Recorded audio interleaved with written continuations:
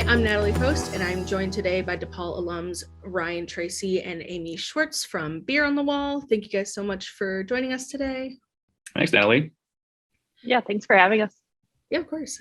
So Beer on the Wall is a craft beer focused retail store and beer cafe with 16 rotating drafts and over 600 bottles and cans available for on-site consumption or takeaway.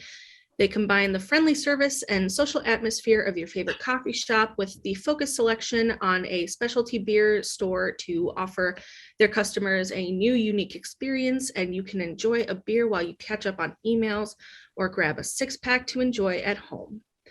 So first off, Ryan, what got you so interested in the craft beer field? It's probably one of those things where craft beer sort of found me more than anything. I got my undergraduate was in math and physics from DePaul.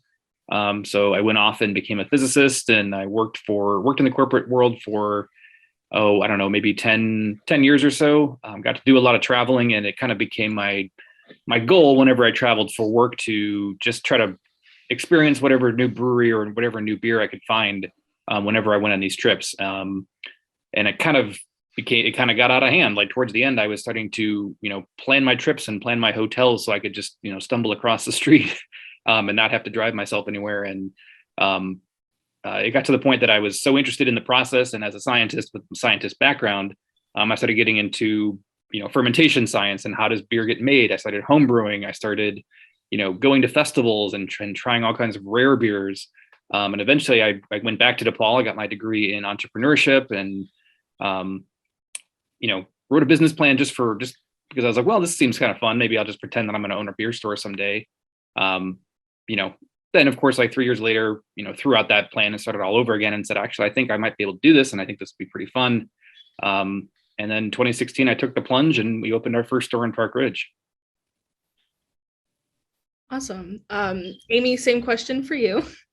Yeah, so out of DePaul, I interned for a bike nonprofit on their event team, and through them we worked with Revolution Brewing a ton as our beer sponsor, and so I kind of got pretty interested in just being on what the event side of working with a bigger brewery could be like, and it's hard to get with the big guys first, so I slowly tried to just put my name out there with smaller breweries and get like beer ambassador, like internship kind of things at different places. And so I worked with 2 breweries prior to Beer on the Wall. And then the pandemic hit and things just kind of aligned, and I shot my resume Ryan's way, and here we are. And to be fair, Amy's resume was actually on a bottle of beer too. So that I brewed. Creatives out there, that just speaks to the to the creativeness of Mimi. She gave us a homebrew bottle of beer with her resume on it. So she was an easy hire. That's that unique DePaul creativeness. So right. Yeah, definitely. So how did you guys end up deciding to open Beer on the Wall, and what did that process sort of look like? It was a long process. I mean, they tell you, they kind of prepare you in business school about what you're up against, but they don't teach you how to apply for permits and, like reading through municipal codes and figuring out if your business is going to work. So I lived in nearby Niles. Once my family had our first child, we moved up to Niles, and I kind of missed all the craft beer that we had in Chicago. So that's kind of what triggered looking into the idea a little bit more. And Park Ridge kind of was the first area I looked at, was like, I think this would work in this town. There's not a whole lot of competition. There's not a whole lot of craft beer to be had within like a 5 to 10 mile radius. So I had to literally read through municipal codes and apply for permits. And I had some work with that. And like I was, a scientist in the background. So I was used to reading through very long documents and, parsing out very small pieces of information. So that definitely helped, but a lot of times I was just kind of just making it up as we went. And once we finally got open, everything was easy. After that, it was just talking about beer and selling beer, which was a lot of fun. And that's kind of how it got going. Awesome. I'm actually from the Park Ridge area, so this is very, very interesting. Oh, very nice. So I'm sure you're both very eager and interested in sharing your favorite Chicagoland craft beers. So the way that I thought we could do this was alternate between you two, talk about your number 3 favorite, then number 2, and finish off with your top favorite. So Amy, we can start with you. What is your number 3 beer? You can talk about like what it tastes like. What do you like about it? Who brews it? And what's so special / unique about it? Sure. So I guess in no particular order, but I'll start with this one. It's Going Places from Hopewell. It's just pretty much like a very clean IPA, citrusy and piney. I personally am not into like the super hazy, hefty IPAs, and I feel like this is like a good standby that I always go back to. I feel like working at Beer on the Wall, we sell everything like individual bottles and cans, so you're never buying 4s of anything. But this one, like I go back to time and time again and buy a 4-pack. And they're in Logan Square, which is like my favorite neighborhood. So awesome. Ryan, what about you? Yeah, I'm gonna go with a Lejeune from Alarmist. Just like Amy said, I'm not much of a hoppy drinker. I don't turn one down if one's put in front of me. But this was Alarmist is here up in it's nearby where I used to live. So they were only about 7 miles away. I got to know their owner for a little while before they got open, and he said, very definitively, we're never going to brew an IPA. We're never going to brew an IPA. And then, of course, within like a year or so, they brewed an IPA. But it's also it's a fun one too, because it's one where I got behind them very early and said this brewery's putting out great beer. And I'm not usually one to say I told you so, but this was one where I said this beer is amazing. I don't drink IPAs, but this one's great. This is a hazy pale ale. I believe Citra and Simcoe is what they use in this one. So it has this really, really beautiful like orange grapefruit citrus note, but a little bit of like a farmhouse kind of field note to it as well, just to kind of balance everything out. It's 5-6%. It's very easy to drink. You can take down a whole 4-pack of it. It's not going to like weigh down your palate. It's great with just about any food you can imagine. It's great in all seasons. And sure enough, like we got behind this beer early. We got it in the store. We were selling it. And then later that year, it won the first ever gold medal at the Great American Beer Festival festival out in Colorado. And I was ecstatic. I was like, I think I know what I'm doing. I actually picked a good beer that actually won a medal. So it's definitely one that historically always reminds me of opening in the store. And it's still just as good today as it was when they brewed their first batch. Awesome. Good on you for choosing a good beer. That's always it's always a good one. So then we'll go back to Amy with your number 2 in no particular order. Sure. So my number 2 would be Isabel from Middlebrow. Yeah, like I said, I'm not the biggest IPA hazy person, so I always go back to some lighter beers that are just like clean and kind of crisp. But this is their wind malted Nordic beer. And it's just got some nice maltiness, but not too much. It has like the yeasty qualities of saisons, which is my next pick, that I feel like filter into this one, but it's not like so headstrong on the farmhouse funkiness. It also just has cows on it. It's pretty cute. But them as a brewery, I typically love everything that they do. And I feel like this is a good one that I look forward to every winter, that they don't produce all year long. So number 2. Awesome. I can vouch for that too. And as Amy alluded to earlier too, if you're in the Logan Square area, definitely go check out their bread and then check out the beer. Yeah. Or their pizza. Pizzas in all of Chicago too. Yeah. It's and they're not far from Hopewell, so you can go visit Amy's, both of her picks. Just hop across the street. All right, I will put that on my to-do list. Ryan, back to you, number 2. All right, now, yeah, I don't know what time this is that we're watching this. I think it's happy hour, right? So I can officially switch off of coffee, and I'm going to go with Goose Island's Bourbon County as my number 2. I'm not messing around today. We're going straight to the big stuff. This beer, this is definitely one of the beers that got me really far down the rabbit hole of beer. That is way too much for me to be pouring on a Zoom call. So cheers to all of you. This is one where I think a friend turned me onto it. It's like, you got to try this beer. It's like this was back in 2009 or something. you got to try this beer. They only comes out once a year. It's phenomenal. You've never had anything like it. I know you like stouts. Lincoln Station, $5 Guinness pitchers. What's up? So like, you got to get this beer. You got to try it. So it's one that I got it and I tried it. I don't think I realized what I had at the moment. So I just poured it into a giant pint glass, and I was at I don't know, like a Christmas party or something. And I just like drank it like I was drinking a Guinness or something. And I was not feeling very good within about a half hour. So this is a bourbon barrel aged stout, which is a technique that you see a lot, but this is kind of one of the first ones that came on the market. So they just brew a really, really big stout, and then they age it in bourbon barrels. And the nice thing about that is, just like with wine, you pick up a lot of those barrel oak char notes, all those things that used to be in there, but you also pick up a fair amount of bourbon that was left behind in the barrel as well. So you get kind of a beer cocktail combo that to this day, like still every single Black Friday when it comes out, I still get excited like a beer nerd from 2009 all over again. Now I don't have to wait in line. I'm actually the person selling things to people. We do a raffle so people don't have to stand in line, because I used to stand in so many lines and I hated the lines. So we changed the system because I was just angry at that process. But this beer every year is something special. It's just a really fantastic combination of vanilla, chocolate, a little smokiness, a little bit of char. You get the bourbon, you get like the nice warming stout flavors, and it's just a great one. It's not something for every single season. It's kind of special, and but happy hour with my DePaul peeps. That's pretty special. So cheers to you all. I will cheers you with my water bottle.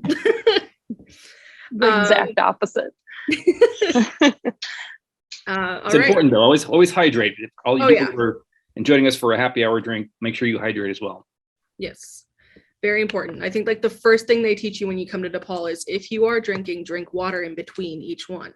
That's right. Every other. Exactly. All right. And then Amy, with your number one. Yeah. So I guess an extreme contrast to the Bourbon County one, but also barrel aged.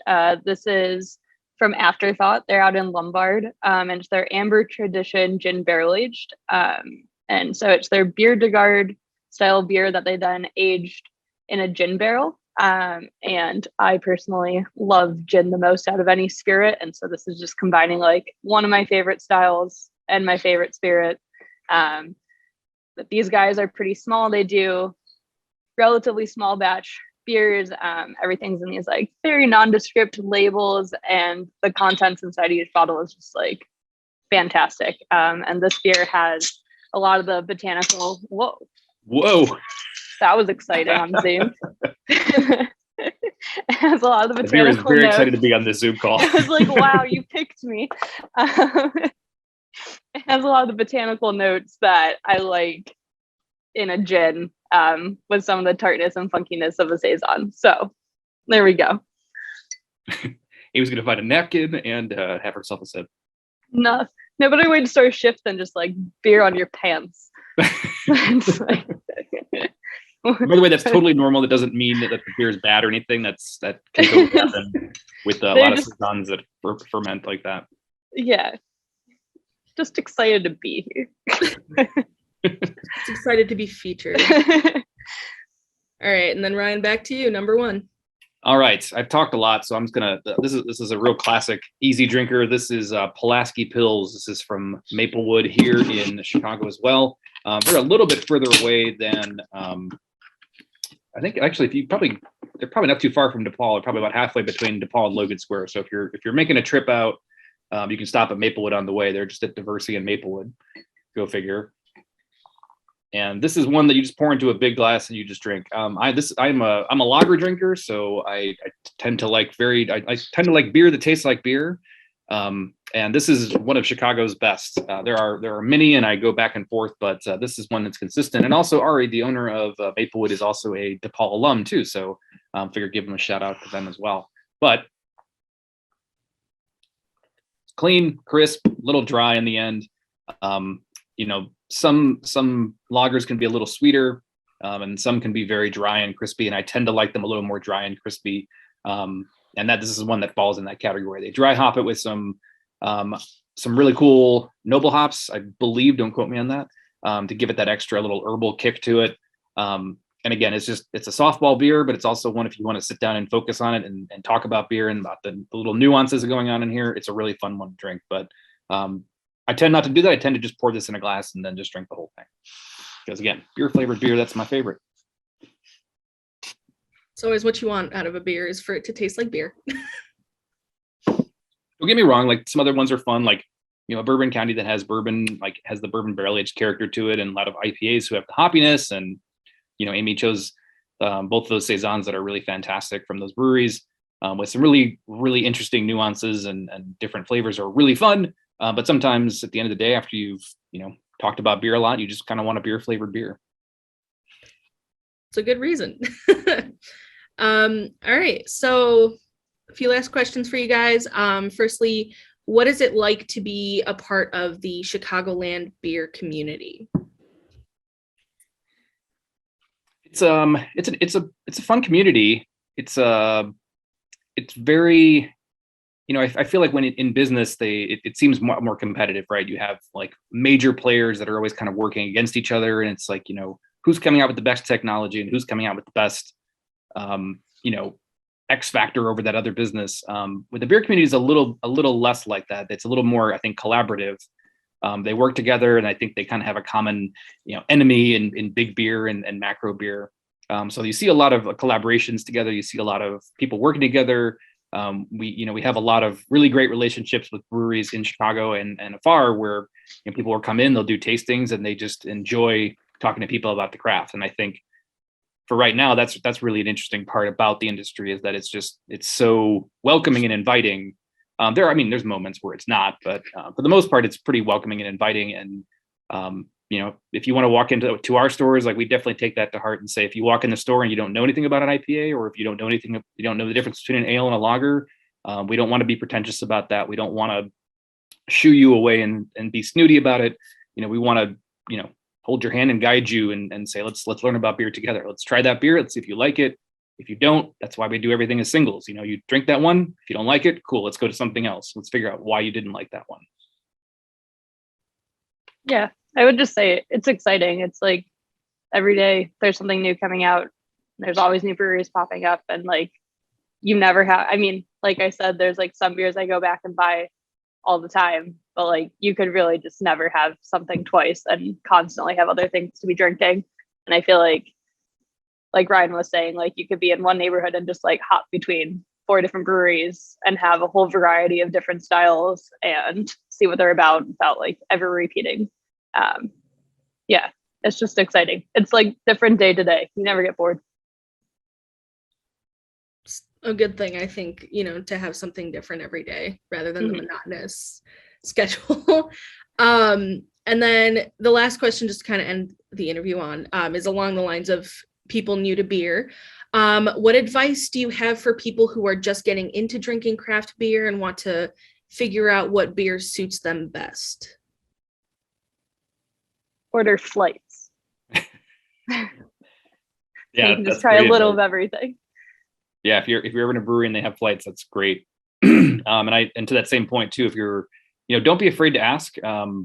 It's like almost like oftentimes the butcher at the grocery store, like, that person's entire job is to cut pieces of meat for you and talk about stuff. So at least at our stores, we don't mind. We like talking to you, and we want you to go home with some good beer. So it's helpful to have the more details, the better. And it's, and I think part of it is also is to say, like, you may not like every beer that comes along. And so it's important to try some stuff and say, I don't like that, but also to understand why you don't like it. Is it because it's bitter? Is it because it's too sweet? Is it because the can art is offensive to you? These are all important things to know, to come back and say, like, why don't I like this? And that helps to kind of get us to have you select something like in the funnel of what things you do like, and then kind of open up from there and say, okay, if you like this, then you also might like this. And, we can go down a path and say, right now you've got a bunch of different options at your beck and call to to make choices on. Awesome. That is good advice to give. So that brings us to the end of the interview. Thank you again so much for your time today. It's been an absolute pleasure. So this has been Ryan Tracy and Ami Schwartz. Go visit Beer on the Wall at one of their locations, either in Park Ridge or Arlington Heights, for more beer expertise, a cool 6-pack to enjoy with friends, and a nice location to hang out at. Yeah, thanks very much. Yeah, Cheers, thank guys. you.